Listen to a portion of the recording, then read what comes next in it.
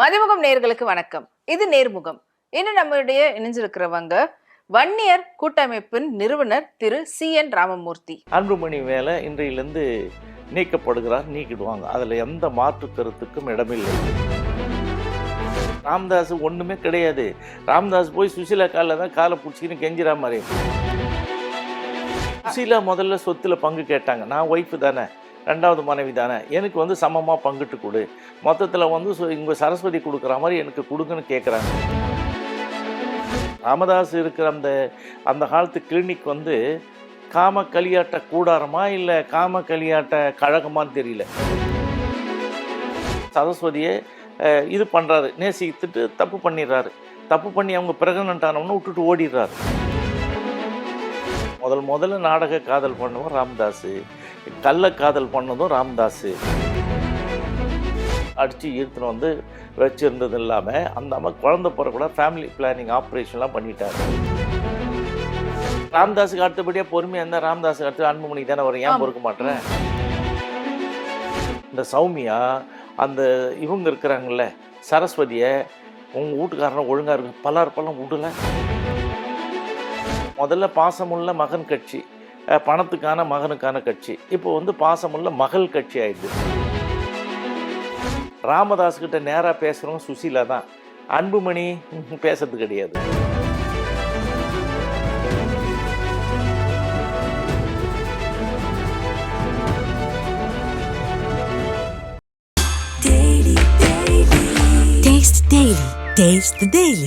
டயா booster சுகரை control பண்ணும், உங்க ஆரோக்கியத்தை மீட்டு தரும். சர்க்கரையை கட்டுப்படுத்துறதுக்கான எளிமையான வழிமுறை, இயற்கையான வழிமுறை. அனைத்து மருந்து கடைகளிலும் கிடைக்கும். வணக்கம் சார். வணக்கம்மா.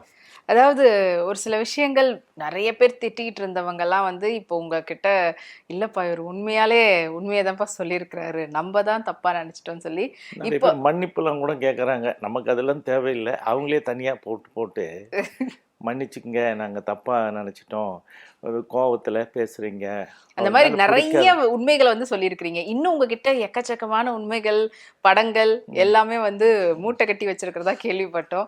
ஸோ அதை பற்றி கேட்கலாமே தான். அண்ட் அதுக்கு முன்னாடி இப்போ மகன் அப்பா அந்த பிரச்சனையில் கட்சியிலேருந்து அவரை நீக்கிறதுக்காக எல்லாமே அனௌன்ஸ் பண்ணியாச்சு. ஆனால் அதுக்கு வந்து பதில் கேட்டதுக்கு என்ன நீக்கிடுவீங்களான்னு கேட்டதுக்கு போக போக தெரியும் அப்படின்ற மாதிரி சொல்லிட்டாரு. அதனால எல்லாரும் சொல்கிறாங்க அதெல்லாம் நீக்க மாட்டார், பையனை வச்சுக்கிறதுக்காக தான் சும்மானா வந்து பாட்டு பாடி அப்படியே மழுப்பிட்டாரு அப்படின்ற மாதிரி சொல்றாங்க.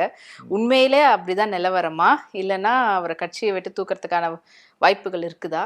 ஒழுங்கு நடவடிக்கை குழுவில் வந்து அன்புமணி ஆஜராகி பதில் சொல்லணும்னு சொல்லி முதல்ல ஒரு நாள் அவகாசம் கொடுத்தாங்க. அப்புறம் இயற்கையாக வந்து என்னன்னு கேட்டிங்கன்னா சட்ட விதிகள் பண்ண ஒரு 15 நாள் 2 வீக்ஸு கொடுப்பாங்க. அது 31ஆம் தேதியோட அதுவும் கொடுத்து முடிஞ்சு போச்சு. அப்போ அவங்க தரப்புலேருந்து என்ன சொன்னாங்க, அன்புமணி தரப்புலேருந்து பனையூருக்கு வாங்கப்பா, ஒழுங்கு நடவடிக்கை கொடு, நாங்கள் உங்களை கவனித்து அனுப்புகிறோம் அப்படின்னு பதிலும் போட்டாங்க. என்ன மாதிரி மிரட்டல் பண்ணி பதிவு போட்டாங்க. நான் அந்த இது கூட வச்சுருந்தவங்ககிட்ட கொடுத்துருக்கேன். அதுக்கப்புறம் என்னாச்சு, அவங்க வந்து சைலண்ட் ஆகிட்டாங்க. அவங்க ப்ரொசீஜர் பிரகாரம் இப்போ நான் ஆரம்பத்தில் சொன்ன மாதிரி நிர்வாகக்குழு சரி பண்ணது, செயற்குழுவை சரி பண்ணிட்டு பொதுக்குழு வரல ராமதாஸ் படிப்படியாக கால அவகாசம் எடுத்துகிட்டு கோர்ட்டில் போனாலும் மற்ற எதுக்கும் நிற்க முடியாத அளவுக்கு அவர் சரி பண்ணிகிட்டே வந்துட்டார். இப்போ என்ன பண்ணிட்டாங்க, கவரிட்ட சீலில் வந்து கொடுத்துட்டாங்க. அவர் ஏற்கனவே இவர் எழுதுந்து தான், ராமதாஸ் என்ன சொல்கிறாரோ அது தவிர்த்து அதில் என்ன வரப்போகுது, அதை வந்து பிரித்து ஓப்பன் பண்ணி அன்புமணி மேலே இன்றையிலேருந்து நீக்கப்படுகிறார், நீக்கிடுவாங்க. அதில் எந்த மாற்று கருத்துக்கும் இடமில்லை. ரெண்டாவது வந்து ராமதாஸ் உடனடியாக அது முன்ன ஏற்பாடாக உறுப்பினர் அட்டை, அதில் ராமதாஸ் படம், அந்த வழிகாட்டு தலைவர்கள் மாதிரி கார்ல் மார்க்ஸ், அம்பேத்கர், பெரியார் அவங்க இதை வச்சு இவரே நிறுவனர் தலைவர்னு இவர் கையெழுத்து மட்டும் இருக்கிற உறுப்பினர் அட்டை ரெடி ஆகிடுது. அதுவும் வெளியில் விட்டுருக்காங்க, நீங்கள் இதில் தான் பதிவு பண்ணணும்னு. அப்போ என்னாச்சுன்னா இறுதி முடிவு ஆகிடுது, அன்புமணி வெளியேற்றப்படுகிறார், அவ்வளோதான்.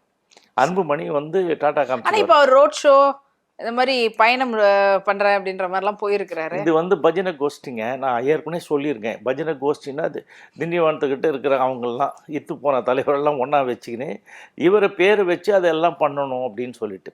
இப்போ அந்த அருள்மொழி இருக்கிறாரு, தீரன் இருக்கிறாங்க, இவங்க தானே அங்கே இருக்கிறாங்க. இந்த மா.க. ஸ்டாலின் இவங்களெல்லாம் வச்சுட்டு அவர் வந்து பண்ணிகிட்ருக்கிறாரு. வீட்டை விட்டு வர்றதில்லை, வராட்டாலும் இந்த மாதிரி வேலைகள் சிலுமிஷன்லாம் பண்ணுறாரு. இது வந்து என்னென்னா ஒரு வயசானதுனால அங்கே உட்காந்து ஆக்டிவேட் பண்ணி வேலை வாங்குறாரு. யார்? ராம்தாஸ். அன்புமணி வந்து கரகாட்ட கோஷ்டி, ஊருக்கு ஊருக்கு போய் நீங்கள் சொன்ன ரோட் ஷோ, டான்ஸ் எல்லாம் போட்டுக்கின்னு எல்லாம் பண்ணுறாங்க. இவர் நடைப்பயணம்னு சொல்கிறார். நடைப்பயணமே எங்கே போகிறாரு? அவர் போடுற மேடைக்கு முன்னாடி 100 மீட்டர் இறங்கி மேலே ஏறி எல்லோரும் பேசிட்டு ஏதோ ஒன்று வாயில் வந்ததை உளறிட்டு ஆத்திரக்காரனுக்கு புத்தி மட்டும் மாதிரி தப்பாக விஷயங்கள் தெரியாமல் அப்போ என்ன பேசுனாங்களோ அதை தான் இன்னும் பேசிட்டு இருக்கார் அன்புமணி. ஸோ இப்போ வந்து என்னாச்சுன்னா நீக்கிட போகிறாங்க. அது ஒன்றும் அந்த இதுக்கு மாற்று கருத்து கடனில் யாரும் நினைக்க வேணாம். நீக்கிட்டு நீக்கினது தான் பாருங்க. கன்ஃபார்ம் தான். அனௌன்ஸ்மெண்ட் கூடிய சீக்கிரத்தில் வந்துடுங்களா? அதுதான் அன்னைக்கு வருமே. இப்போ ஆக்சுவலாக வந்து அவர் இன்னைக்கு கூட அனௌன்ஸ் பண்ணலாம். ஆனால் அவர் என்னன்னா வியாழக்கிழமை தான் வெடி வைப்பார் அப்படின்னு சொல்லிட்டு அவருக்கு இருக்குது. இந்த வியாழக்கிழமை கூப்பிட்டு அறிவிக்கலாம், இல்லை இன்னைக்கேவும் அறிவிக்கலாம். ஓகே. ஸோ இது வந்து முக்கியமான காரணம் அப்படின்றது இப்போ நீங்க சொன்ன ஒரு விஷயத்தை கனெக்ட் பண்ணி பார்க்கும்போது இதெல்லாம் தான் ஒரு வேளை அப்பா பையனுக்கு காரணமா இருக்குமோ அப்படின்ற மாதிரி தோணல் வந்திருக்கு. அதாவது நீங்க சொன்ன சுசீலா அவர்களுடைய விஷயமா இருக்கட்டும். ஆனால் சுசீலா அவங்களுக்கு வந்து பசங்க இல்லை, அதனால அடுத்த கட்டம் அப்படின்னு எடுக்கும்போது அவங்களுக்கெல்லாம் எந்த ஒரு விதத்துலையும் கட்சியிலேருந்து தலைவர் போஸ்டோ எதுவும் கிடைக்காதுன்ற தெரியுது. ஆனா இப்ப நீங்க ரீசெண்டா வேற உள்ள தலைவர் போஸ்ட் இல்ல, அவங்க தானே இயக்குறாங்க. இப்ப ராமதாஸ் ஒண்ணுமே கிடையாது. ராமதாஸ் போய் சுசீலா காலில் தான் காலை பிடிச்சின்னு கெஞ்சிரா மாதிரி, இதை சொல்லாத அதை சொல்லாத, இந்த பிரச்சனை எல்லாம் யார் பணம் யார் வாங்குறது, யார் சீட்டு கொடுக்குறது. சுசீலா சொன்னாதான் சீட்டு, எம்எல்ஏ சீட்டு, எம்பி, இது வரலாம் தான் நடந்தது. எல்லா எம்எல்ஏக்கும் பட்ட வர்த்தனமா தெரியும். அவங்க நடத்துகிற சின்ன நிகழ்வுகள் கூட அவங்க வீட்டில் போய் நிற்கிறாங்கல்ல எல்லாரும். இப்போ 50வது ஆண்டு விழா அதுன்னு சொல்லிட்டு திருமண நாள், 50வது ஆண்டு திருமண விழாவில் யார் கலந்துக்கிட்டாங்க? நான் சொல்கிறேன், எல்லா எம்எல்ஏவும் கலந்துக்கிட்டாங்க. எம்எல்ஏ முன்னாள் எம்எல்ஏ கலந்துக்கிட்டாங்க. ஒன்றிய தலைவர்லேருந்து அந்த இவர் இருக்க எக்ஸ் எம்பி துறையிலேருந்து அங்கே யாரும் ஆஜராகலை, எல்லாரும் ஆஜரானாங்க, எல்லாரும் வந்தாங்க. அப்போ வந்து என்னன்னு கேட்டிங்கன்னா, அது வந்து சுசீலான்ற ஒரு சாதாரண இதுக்கு வந்து அவ்வளோ பெரிய கல்டன் ஹோட்டல் 7 ஸ்டார் ஹோட்டலுங்கம்மா. அதில் ஒரு ஆள் சாப்பாடுக்கு வந்து 5000 ருப்பீஸு. அப்போ ஒரு 1000 பேர் கலந்துங்கன்னா எவ்வளோ செலவாகும்? இந்த செலவு பற்றியெல்லாம் விடுங்க, அவங்க வேறு லெவலில் இருக்கிறாங்க. பணம்லாம் ஒன்றும் பிரச்சனையே இல்லை, சொன்னால் வரப்போகுது. பணமே சுசீலா கிட்ட தான் இருக்குது. அப்போ இவ்வளோ நாள் ஓகேன்னு இருந்த அன்புமணி அவங்களுக்கு இப்போ ரீசெண்டாக மட்டும் ஏன் சுசீலா எங்க எல்லா சொத்து எடுத்துப்பாங்க அப்படின்றதுனால இருக்கிற சொத்தெல்லாம் எடுத்துகிட்டு போயிட்டாரா? சுசீலா முதல்ல சொத்தில் பங்கு கேட்டாங்க. நான் ஒய்ஃபு தானே, 2வது மனைவி தானே, எனக்கு வந்து சமமாக பங்கிட்டு கொடு, மொத்தத்தில் வந்து இவங்க சரஸ்வதி கொடுக்குற மாதிரி எனக்கு கொடுங்கன்னு கேட்குறாங்க. ஒன்று, ஏன்னா இவங்களை வெளியிலேயே காண்பிக்கிறது இல்லை. ஃபர்ஸ்ட் ஆரம்பிச்சது அவங்க தான். அவங்க ஆரம்பித்து கேட்குறாங்க. கட்சி அவங்க நடத்தினாலும் போனாலும் அந்த இவங்களுக்கு வந்து எதுவும் சரஸ்வதி வந்து எதுவும் வெளியிலலாம் வர்றதில்லை, முடியல. அதனால் வந்து அது ஒரு காரணம் இல்லை. இவங்களை கேட்குறதுக்கு சரஸ்வதி சார்பாக பணம் வாங்கின்னு போகிறதுக்கு அவங்க 3 பேர் இருக்காங்க. இவங்க இருக்கிறாங்க, காந்திமதி இருக்கிறாங்க. அடுத்தது வந்து அன்புமணி, கவிதா. ஸோ அன்புமணி வந்து இந்த மத்திய அமைச்சராக இருக்கும்போது அடித்தது போனது வந்து அவர் தனியாக வச்சுருக்கிறாரு. இங்கே இருக்கிறதுலையும் பங்கு கேட்டுட்ருக்காரு. இது ஒரு தகராறு ஒரு பக்கம் ஓடிக்கிட்டு இருக்குது. அவங்க வந்து கேட்டாங்க, எனக்கு வந்து நீங்கள் கொடுக்கணும். அவங்களுக்கு யாருமே இல்லை தான். இப்போ ராமதாஸ் என்ன சொல்கிறாரு, இந்த சொத்து இதெல்லாம் எழுதி அறக்கட்டளை மற்ற பணம்லாம் இருக்குல்ல, அதெல்லாம் அவரும் அவங்ககிட்ட கேட்கலாம். நீங்கள் எங்கிட்ட கொடுத்துரு, இதெல்லாம் இருக்குது இல்லை, கணக்கு என்ன, இப்போ வந்து எனக்கும் பிரச்சனையாக இருக்குது அப்படின்னு கேட்கும்போது எனக்கு சொத்தில் பாதி சரிபாங்கமாக வச்சு கொடுன்னு சொல்லிட்டு கேட்குறாங்க. அதுதான் பிரச்சனை. அது மாதிரி பிரச்சனை ஆகிட்டு அவங்களுக்கு தகராறு ஒரு பக்கம் நடக்குது, ஒரு பக்கம் நல்ல விழா எடுக்கிறது ஒரு பக்கம் நடக்குது. இப்போ நடுவில் ஏன் ஜிகே மணி அப்பல்லோவில் போய் அட்மிட் ஆனார்? உடம்பு சரியில்லைன்னு. யாருக்கு உடம்பு சரியில்லைன்னு? அவருக்கு உடம்பு சரியில்லை தானே. அவரெல்லாம் நல்லா தானே இருக்கிறாரு. சுசீலாவுக்கு அங்கே அட்மிட் பண்ணி ஆஞ்சியோ பண்ணாங்க. ஓகே. இப்போ ராமதாஸ் வந்து அங்கே நேராக போனால் அது ஒரு செய்தியாகும், உள்ளெல்லாம் யார் இருக்காங்க போவாங்க வருவாங்க அப்படின்னு சொல்கிறதுனால இவர் போய் அங்கே அட்மிட் ஆக சொல்லி அந்த சுசீலா வைத்தியத்தை பார்த்துக்கிட்டு ஆஞ்சியோ முடிஞ்ச பிறகு அவர் வந்து ராமதாஸ் வந்து அவருடைய பொண்ணை கூட்டுக்கிட்டு இங்கே வந்துட்டார். சென்னை வந்துட்டு போயிட்டு அவரை போய் பார்க்குறாரு. யாரை பார்க்குறாரு? பார்த்தது என்னமோ நீங்கள் பார்த்துருப்பீங்க அந்த ஃபோட்டோஸ்லாம். இவர் வந்து நின்றுன்னு இருப்பார், ஜிகே நின்றுட்டுருப்பா, அவங்க பொண்ணும் இன்னொருத்தர் வந்து உக்காந்துட்ருப்பாங்க. ஸோ ஆக்சுவலாக என்ன நடந்ததுன்னா அங்கே போய் அவரை விசாரிச்சுட்டு பார்த்துட்டு வர்றதுக்கு தான் போனார். ஆனால் அது நடந்தது வந்து அந்த அம்மா அந்த சுசீலாவுக்கு ஆஞ்சியோ பண்ணது தான் அது. ஸோ அதை வந்து வெளியில தெரிஞ்சிடக்கூடாதுன்னு இல்லை, எல்லாமே மூடி மறைக்கிற ஆள் தானே ராமதாஸ். ஒரு இரும்பு திரை போட்டு எதுவும் தெரியும். இப்போ பப்ளிக்கா எல்லாமே வந்துடுச்சு. இது எப்படி அவர் வந்து அவரே தானே லைக் பண்றாரு, அவர் தானே சொல்றாரு. அதுல வேற அவர் என்ன சொல்றாருன்னா, என்னங்க 2வது திருமணமா அப்படின்னு சொல்லி கேட்டதுக்கு, 2வது மனைவி அப்படின்னு கேட்டதுக்கு, ஏன் இருக்கக்கூடாதா, நம்ம குலதெய்வம் திரௌபதிக்கே வந்து 5 கணவர் அப்படின்ற மாதிரியான ஒரு ஸ்டேட்மெண்ட் விட்டுருந்தாங்க. இது எப்படி பாக்குறீங்க? அதுதாங்க அவர் வேணும்னு அவன் சாமி கும்பிடாத ஆளு. யாரு? ராம்தாஸ். ராமதாஸ் அவர்கள். அவர் வந்து தீக்கால உள்ள ஆளு. ஏற்கனவே அவங்க பொண்ணு கல்யாணம் பண்ணும்போது வீரமணி தலைமையில் தான் கல்யாணம் பண்ணார். இவர் சொல்கிற அந்த மேரேஜ் இதெல்லாம் பார்த்தீங்கன்னா அந்த பொண்ணுலாம் 9வது படிக்கும்போது கல்யாணம் பண்ணிட்டார். இவங்க ஒய்ஃப்லாம் அந்த சரஸ்வதி வந்து 5வது, இந்த சுசிலா வந்து 4வது. இவ்வளோ தான் அவங்க இது என்னுடைய படிப்பு கல்வி தரம் அந்த இதெல்லாம். ஸோ இது அந்த பொண்ணுக்கு வந்து என்ன பண்ணார், அவங்களுடைய அக்கா பையன் அவன் எம்டி படிச்சிருந்தான். அவன் ஏதோ இது பண்ணுறான்னு சொல்லிட்டு அவனை பிடிச்சி கட்டி விட்டாங்க உடனே. ஸோ எல்லாம் இந்த மாதிரி உள்ளதான். இப்போ ராமதாஸ் இருக்கிற அந்த அந்த காலத்து கிளினிக் வந்து காம களியாட்ட கூடாரமா இல்லை காம களியாட்ட கழகமான்னு தெரியல. எல்லாம் பார்த்தீங்கன்னா இந்த வேலை தான் நடந்திருக்குது. இவ்வளோ பேர் வச்சுக்கிட்டு ஞாயிற்றுக்கிழமை தான் என் கூட வருவா மாதிரி கூப்பிட்டா. அதே பண்ணீங்க நான் வரேன். ஞாயிற்றுக்கிழமை வந்து போன நாய் வந்து இன்றைக்கி நான் தான் சங்கம், நான் தான் 96,000 கிராமத்துக்கு போனேன் அப்படின்லாம் பேசுகிற மாதிரி. அதுவும் இல்லை, இதுவும் இல்லை. இந்த வேலைக்கே அவருக்கு நேரம் சரியாக இருந்திருக்குது. இவங்களோட பழகிறதுக்கு அவங்களோட பழகிறதுக்கு இவருக்கு எங்க நேரம் ஒதுக்க. அது நிறைய பேர் இருக்காங்க. அணிவகுப்பு வரும், அணிவகுத்து இருக்கிறாங்க. அப்போ ஒரு கமல்ஹாசனுடைய படத்தினுடைய டைட்டில் மாதிரி வச்சிடலாமா, மன்மத லீலைகள் அப்படின்னு? இல்ல அவர் வந்து அது விடுங்க. அவர் வந்து என்னன்னா பாருங்க, இவ்வளவு பேரை கெடுத்து இவ்வளவு பேர் அயோக்கியத்தனம் பண்ணி யாரையும் வெளி உலகத்துக்கு காமிக்காம எல்லாருக்கும் காசு கொடுத்து சரி பண்ணிட்டார். இப்ப கொள்ளடிக்கிறது வருது, இந்த எடுத்துட்டு இல்ல இப்ப இவங்க எல்லாம் வந்து மனைவிகள் தானே. ஏன்னா சரஸ்வதி அவங்க மட்டும் தான் மனைவி நினைச்சு பார்த்தா இவங்க 2வது மனைவின்றாங்க. நீங்க ரெண்டாவது மனைவின்னா கள்ளக்காதல். அதாவது நான் இது வரலாம் சொல்ல, நான் தான் 2வது மனைவின்னு சொல்லிட்டு இருந்தேன். எல்லாம் எழுதுனவங்களாம் தப்பா எழுதுனாங்க அது இதுன்னு. சரி, முதல்ல வந்து இவர் என்ன பண்றாரு, சரஸ்வதியை இது பண்றாரு, நேசித்துட்டு தப்பு பண்ணிடுறாரு. தப்பு பண்ணி அவங்க பிரெக்னன்ட் ஆனவொன்னு விட்டுட்டு ஓடிடுறாரு. ஓடி தஞ்சாவூரில் போய் இவன் படிக்கிற இங்கே எம்சி ராஜா ஹாஸ்டலில் படிச்சுட்டு இருக்கும்போது இருக்கிற ஒரு ஃப்ரெண்ட் இருக்கு இல்லையா, இந்த மெடிக்கல் காலேஜ் கூட படிக்கிறவங்க அவர் ரூமில் போய் அவர் அங்கே தங்குறாரு. அங்கே போய் இவங்கெல்லாம் தேடி போய் கண்டுபிடிச்சி வச்சு இழுத்துன்னு வந்து அப்போ இந்த நல்லா முறையில் போட்டு கட்டி போட்டுடுறாங்க. லேம்ப் போஸ்ட் ஊர்லலாம் அந்த காலத்து அதான். அவங்க சொந்தக்காரவங்களா?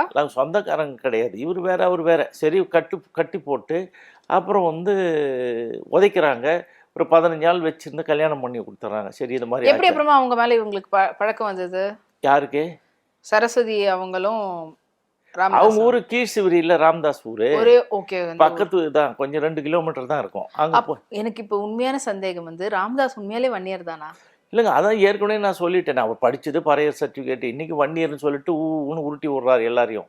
அவர் வேறன்னு நான் நிறைய இதில் சொல்லியிருக்கிறேன். அவர் வந்து இந்த சமுதாயம் இல்லை. அது நாங்கள்லாம் வந்து எங்கள் அப்பா வன்னியர், எங்கள் அம்மா நாங்கள்லாம் பவித்திர வன்னியர்கள். அவர் வந்து இல்லை. அவர் தான் சொல்லணும். நம்ம தான் நிறைய தடவை சொல்லிட்டோம், நீ வன்னியன் கிடையாது அப்படின்னு. நீ வந்து பறைய சர்டிஃபிகேட் வன்னியர் இருந்தால் ஏன் பறைய சர்டிஃபிகேட்டில் படிக்கிற? அது நிறைய பேர் பண்ணுறாங்கல்ல, கோட்டாக்காக வேணுன்றதுக்காக. அது எப்போ, எந்த வருஷத்தில், எந்த காலத்தில்? காமராஜர் ஆட்சி பண்ணும்போதா? அப்புறம் அவன் அப்பவே திருட்டு பையன் தானே. So okay. ஸோ இது மாதிரி இருக்குது, திருட்டு பையன், ஏமாத்துறவன், கபட நாடகம் ஆடுறது, இதெல்லாம் ரொம்ப அத்துப்படியாக இருக்கிற மாதிரி ஆள் யார்? அப்புறமா ஏன் இவருக்கு இவங்க மேலே அவ்வளோ ஒரு வன்மம்? அவங்கெல்லாம் வந்து காதலிச்சு எங்க பொண்ணுங்களை ஏமாத்துறாங்கன்னு சொல்லி அதை தான் கேட்டேன். முதல்ல நாடக காதல் பண்ணவன் ராமதாஸ், கள்ள காதல் பண்ணதும் ராமதாஸ், இது நாடக காதல். இந்த சுசீலாவுக்கு வயசு வந்தவுடனே அவங்க அம்மா பார்த்து ஒரு இடத்துல கல்யாணம் பண்ணி கொடுக்குறாங்க திருவண்ணாமலைக்கு. அங்கே போயிட்டு ஆள் அனுப்பி இப்போ தான் கூலிப்படை வச்சிருக்கிற ஆளாச்சே, கூலிப்படை காசு கொடுத்து போட்டு அவங்கள அடித்து தாலி அறுத்து போட்டு கல்யாணம் பண்ணவங்களையே ஒருத்தவங்க கூட்டிகிட்டு வர்றாரு. ஆமாங்க, அதுதானேங்க. அதனால தான் இல்ல அது வந்து எவ்வளவு பெரிய இது. அந்த சமயத்துல இவர் கட்சியிலயும் இருந்திருக்கிறாரு, அதெல்லாம் எதுவுமே ஆகலையா? அது பேரு கெடுக்கலையா? பேரு கெடுக்கல. நான் சொல்றேன், இதுக்கு அடுத்த பாயிண்ட் வரும்போது சொல்றேன். இந்த மாதிரி வந்து இவர் வந்து அடிச்சு ஈர்த்துன்னு வந்து வச்சிருந்தது இல்லாம அந்த அம்மா குழந்தை பிறக்கூட ஃபேமிலி பிளானிங் ஆப்ரேஷன்லாம் பண்ணிட்டாரு. ஏன் குழந்தை பிறந்தனா அது ஒரு இஷ்யூவாக வரப்போகுதுன்னு? ஏன்னு அவங்கள கேளுங்க. யாராவது வந்து சுசீலாவை பேட்டி எடுங்க. இல்லை ராமதாஸை கேட்குற தைரியம் யாருக்கும் கிடையாது. அவரே இப்போ வெட்ட வெளிச்சமாக 50வது கல்யாணம்னு போகிறாரு, உக்காடுறாரு. அங்கே போய் வேட்டி சட்டை கட்டினுங்கிறாரு. இங்கே வந்து முக்கா பேண்ட்டு போட்டுன்னு உட்காந்துன்னு போஸ்ட் கொடுக்குறாரு ராமதாஸ். ஸோ ராமதாஸ் வந்து மக்கள் நினைக்கிற மாதிரி ஒரு நல்ல ஆள் கிடையாது. அவன் வந்து நாங்கள்லாம் எல்லாரையும் காக்க வந்து சத்தியம் பண்ணி ஏமாற்றிட்டான் அந்த சமுதாயத்தை. உனக்கு வந்து வேலை போச்சு, நீ வந்து இந்த மாதிரி ஜாதி சர்டிஃபிகேட் மாற்றி படித்ததுனால அரசாங்கமே நடவடிக்கை எடுத்து அவர் வேறு என்ன பண்ணாங்க, நீ ப்ராக்டிஸ் பண்ணக்கூடாது, நீ வந்து ஒரு டாக்டரை சரண்டர் பண்ணிடணும், சர்டிஃபிகேட்லாம் பிடிங்கிட்டாங்க. அப்புறம் வீட்டில் உக்காந்துக்கிட்டு தான் இந்த மாதிரி இந்த சமுதாய அமைப்புகளுக்கெல்லாம் வந்துட்டு போனார். 1980கள்லாம் வந்து தீரன் வந்து எஸ்எஸ்ன்னு ஒரு SSSன்னு ஒரு அமைப்பு இருந்தது, social service society. A K Natarajan நடத்தியிருந்தார். அப்போல்லாம் வந்து பிரிக்கப்படாத 3 மாவட்டங்களுக்கு சேர்ந்ததான் சவுத் ஆர்காடு. அந்த மாவட்டத்தினுடைய அமைப்பாளர் ராமதாஸ். அவர் வந்து 1986 வரலாம் அந்த நகர அமைப்பாளர் தான். ஸோ அப்படி அரசு வேலையில் இருக்கிறான்னு சொல்லிட்டு கொடுத்தது. ஸோ இதுதான் அங்கே நடந்துட்டுருக்கு.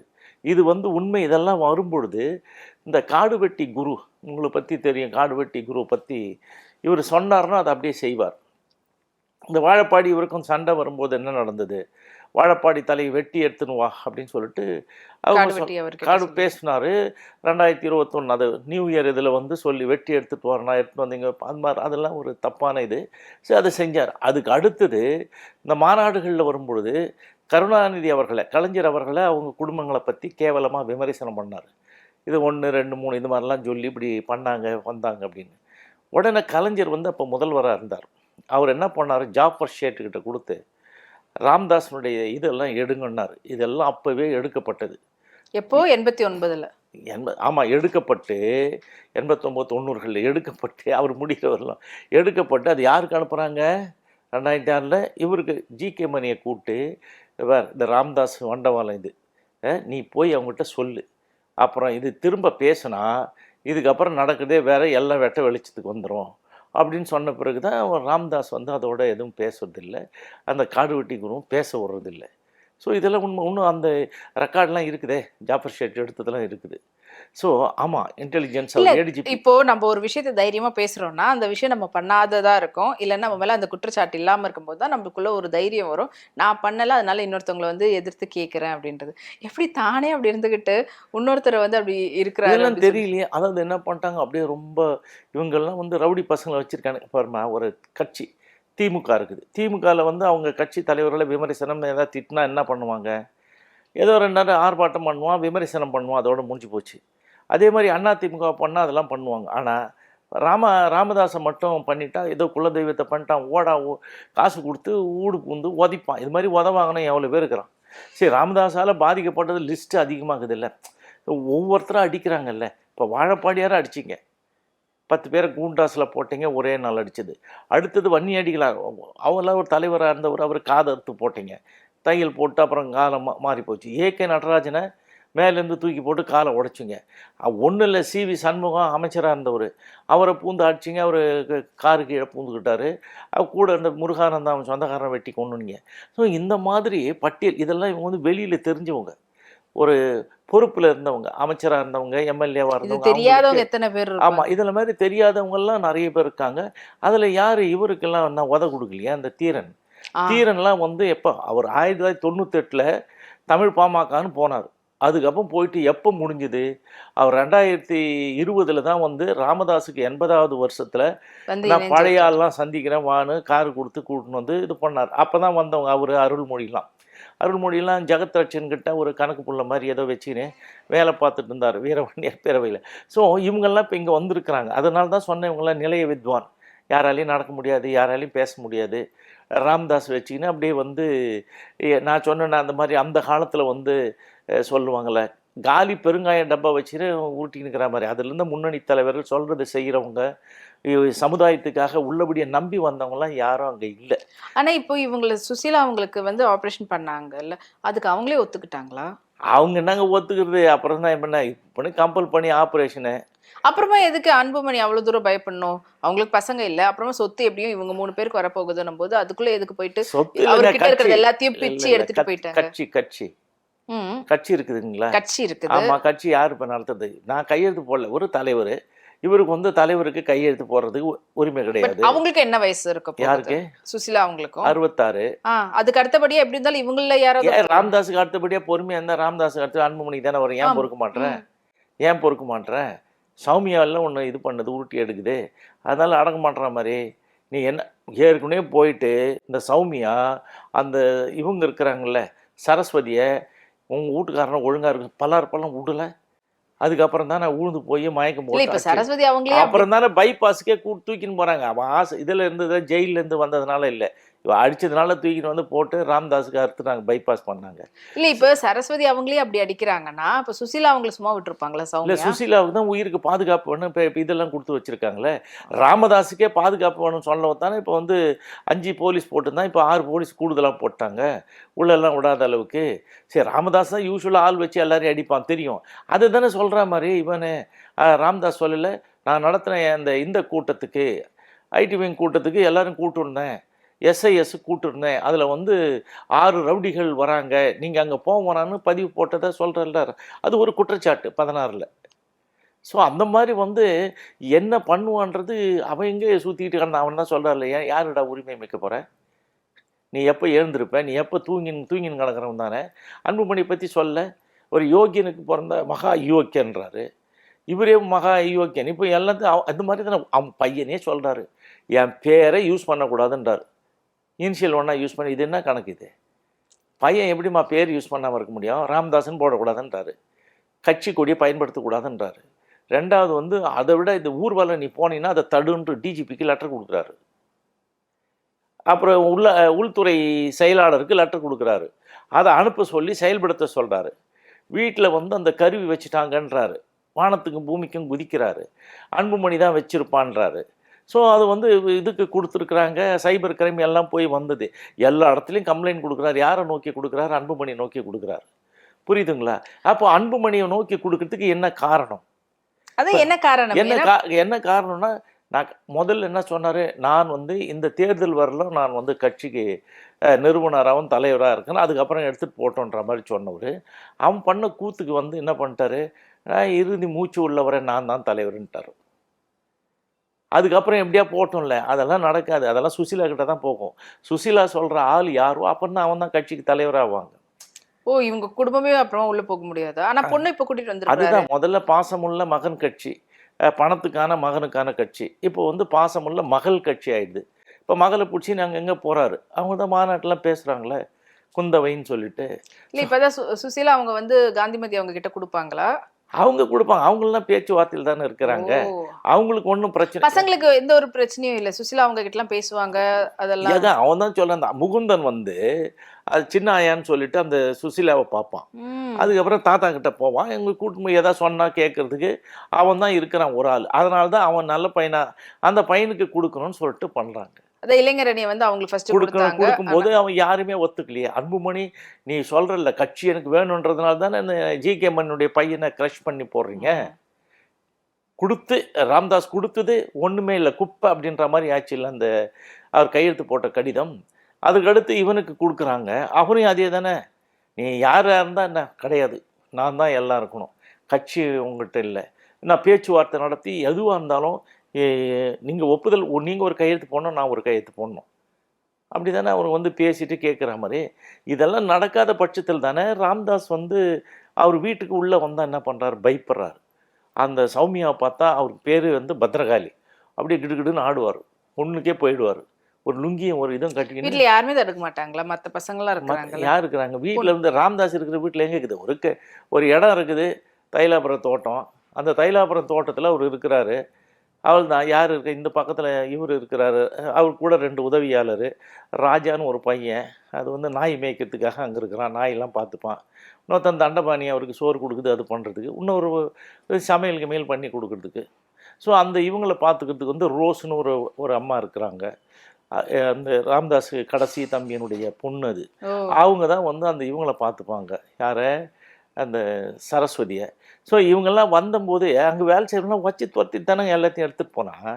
இப்போ உள்ளே வரான், அவங்க என்ன கேட்குறான் ராமதாஸ், நீ ஏன்டா இங்கே வந்தேன்னு கேட்குறான். என்ன சொல்கிற மாதிரி, எங்கள் அம்மா வீடு, எங்கள் அம்மா வீடு, எங்கள் அம்மா கட்டினது, அவங்க அம்மா கட்டினாங்களா, 5ஆம் கிளாஸு படித்து அந்த அம்மா வந்து இவ்வளோ வசூல் பண்ணி இது பண்ணி கட்டுறாங்களா, எல்லாம் ஊர் தாலி அறுத்ததுமா, அவ்வளோ பணமும் ஏமாத்துனது, கொள்ளடிச்சது, அயோக்கியத்தனம் பண்ணது, மிரட்டினது, இப்படி வாங்கின்னு வந்தது. அங்கே இருக்கிற நிர்வாகிகளை பற்றிலாம் அப்புறம் இதில் இப்போ நிர்வாகிகள்லாம் போடுறாங்கல்ல, போட்டால் என்னென்னா அவங்க கொள்ளடிக்கிறதுக்கு ஓகே. இப்போ ஒரு மாவட்ட செயலாளர்னா அந்த ஏரியாவில் இருக்கிற எல்லா நிறுவனத்துலேயும் மாதம் வாங்கிட்டு வந்து இவங்களுக்கு கொடுக்கணும், இல்லைன்னா உடனே மாற்றி விட்ருவோம். இந்த மாற்றுறது போகிறதெல்லாம் யார் சொல்லி மாற்றுறாங்க? சுசீலா சொன்னாதான். ராமதாஸ்கிட்ட நேராக பேசுகிறவங்க சுசீலா தான். அன்புமணி பேசுறது கிடையாது. ஆனா சுசீலா அவங்க எந்த ஸ்டேஜ்லயுமே அவங்க வந்து புரிஞ்சுக்கலையா, நம்ம கல்யாணம் பண்ணியும் ஒரு வாழ்க்கை ஆரம்பிச்சோம், அதையும் வந்து கெடுத்துட்டாங்க, குழந்தை இல்லாத அளவுக்கும் பண்ணிட்டாங்க, நம்மள வச்சு ஃபுல்லா யூஸ் பண்ணிக்கிறாங்களே அப்படின்னு சொல்லிட்டு. அதனாலதான் அவங்க காலை பூச்சி கெஞ்சிருது ராமதாஸ். ஏதாவது ஒரு நெருக்கடி வரும்போது இப்போ கூட வந்து என் காலை பூச்சி கெஞ்சிட்டு போனான்னு அவங்க எல்லாருக்கிட்டையும் சொல்றாங்கல்ல. அது இல்லாமல் அவங்க எல்லாருக்கிட்டையும் தொடர்பில் இருக்காங்க. பத்திரிகையாளர் முழுக்க இந்து ராம்லேருந்து நக்கீரன் கோபால், நான் ஏற்கனவே கூட சொன்னேன், எல்லாருக்கிட்டையும் அவங்க நேராக பேச. இன்றைக்கி வந்து அவர் மீட் பண்ணார் இல்லையா யூடியூப் சேனலுக்கு எல்லாருக்கும், அவங்களாம் யார், இவங்க தான் அப்பாயின்மெண்ட் ஃபிக்ஸ் பண்ணி கொடுக்குறாங்க, போங்க அவர் கொடுப்பாரு அப்படின்னு அங்கே போகிறாங்க. அவங்களுக்கே அவர் மேலே கோபம் இருக்குது. இல்லை அவங்களுக்கு கோபம் இல்லை, அதாவதுங்க இதெல்லாம் பண்ணி அவனை சரி பண்ணு, அன்புமணி ஒழிச்சு கட்டுன்றாங்க. அவங்க வந்து உன்னை வந்து மிரட்டுறான்ல, உனக்கு நீ கொல்லி போடுவே அப்படின்னு சொல்லி ஏமாற்றி மிரட்டி பண்ணுறான். அப்போ அவன் மிரட்டினா மிரள்றேன், நான் மிரட்டா மிரட மாட்டியா, அப்படி தான் இது பிரச்சனை. ஸோ இப்போ இது மாதிரி வருது. இப்போ யார் இருக்கிறாங்க அவங்க கூட? இப்போ ராம்தாஸ் கூட யார் இருக்கிறது? யாரெல்லாம் இருக்கிறாங்கன்னா இந்த இவங்க சுசீலா கூட இருந்தாங்க இல்லையா, எஸ்ஐஎஸ்ல தலைவன பரந்தாமன் சொல்லிட்டு ஒருத்தர். பரந்தாமன் யாருன்னு கேட்டிங்கன்னா அந்த பங்கார் அடிகளார் சின்ன பையன் கூடவே இருப்பான் மாதிரி, செந்தில் கூட. அவங்க வந்து இந்த அமைப்புக்கு அவங்க தான் வச்சுருப்பாங்க, அவங்க தான் எல்லாம் பண்ணுவாங்க, அவர் தான் அங்கே இருக்கிறார். ஒன்றும் இல்லைங்க, இவங்ககிட்ட ஒன்றும் இல்லைன்றதுக்கு என்னுடைய ஃபேஸ்புக் முகநூல் போச்சு, என்னுடைய ட்விட்டர் கணக்கு போச்சு, அது மீட்டு கொடுன்னு கடிதம். யார் எல்லாத்தையும் க்ளோஸ் பண்ணது? அன்புமணி. ஸோ அன்புமணிக்கிட்டேருந்து எடுக்கிறதுக்கு உனக்கு தில்லு இல்லை. அதுக்கப்புறம் தான் ஒன்றா ஸ்டெப்பு வேறு மாதிரி எடுக்கிற மாதிரி வந்து ஒன்றா மூஞ்சி குத்தினா இல்லை, சரி ஊமை குத்தா குத்தி மூஞ்சிலாம் வீங்க வச்சிட்டான். அவன் போயிட்டு 6 மணி நேரம் பச்சை தண்ணியில் மூஞ்சிலாம் இது பண்ணி ஐஸ் இதெல்லாம் வச்சுக்கின்னு அதுக்கப்புறமா தானே வெளியே வர. ஏன் கம்ப்ளைண்ட் கொடுக்கலாம்ல? பையன் மேலாம் கம்ப்ளைண்ட்லாம் கொடுத்து எத்தனையோ கம்ப்ளைண்ட் கொடுத்துன்னுக்கிறாரு, அதனால தானே வந்துருக்குது. 6 எக்ஸ்ட்ரா போலீஸ் போட்டிருக்காங்க. பச்சையாக தெரியுங்க, இவன் வந்து ராம்தாஸ் வந்து அரசாங்கத்துக்கு தெரியாதா? 10-15 பேர் இருக்கான் போலீஸ். இங்கேருந்து அவன் சுசிலா வீட்டுக்கு போகிறான், அங்கே தானே போகிறான் திண்டிவனத்தில், அப்போ தெரியாதா? அரசாங்கத்துக்கு தெரியும், எல்லாருக்கும் தெரியும். அதே போல ஆனா அது வந்து வெளி உலகத்துக்கு தெரியல. இல்ல கலைஞர் வந்து அப்பவே வந்து எல்லா டீட்டெயில்ஸும் வாங்கி வச்சுட்டாரு. ஆனா இது வரைக்கும் இத்தனைக்கும் அவர் எதிர்கட்சியில போய் கூட்டணியில் சேரும் போதெல்லாம் சரி, அது எது வரைக்கும் எந்த மேடையிலுமே ஐ திங்க் திமுகவினரோ இல்ல அதை தெரிஞ்சவங்களோ யாரும் பேசின மாதிரியே தெரியல. இல்ல அவங்களுக்கு வந்து ஆதாயம், நாளைக்கு இங்க வந்து கூட்டணிக்கு வருவா மாதிரி நாம ஏன் அவசரம் பண்ணோம்? ஒரு கை தேர்ந்த அரசியல்வாதி, நம்மள ஒருத்தன் திட்டுறான்றதுக்காக நம்ம பதிலுக்கு பதில் ஆவானி பாடவானான்னு நினைச்சிருக்கலாம். ரெண்டாவது வந்து நம்ம கதையை வந்து எல்லாம் ஊர் உலகத்துக்கு அவரே சொல்லியிருக்கிறாரு, நடந்திருக்கிறாரு, எல்லாத்துக்கும் கலந்துருக்காரு. இதை போய் அவர் எதுக்கு நம்ம அசிங்கப்படுத்தணும்னு சொல்லி கூட நினச்சிருக்கலாம், பெருந்தன்மையாக நடந்துட்டு இருக்கலாம். ஆனால் அது வாங்கினதெல்லாம் உண்மை தானே. அதுக்கப்புறம் தானே நீ சைலண்டான, பேச்சே கிடையாது இல்லை, கரெக்டுங்களா? ஆமாம்.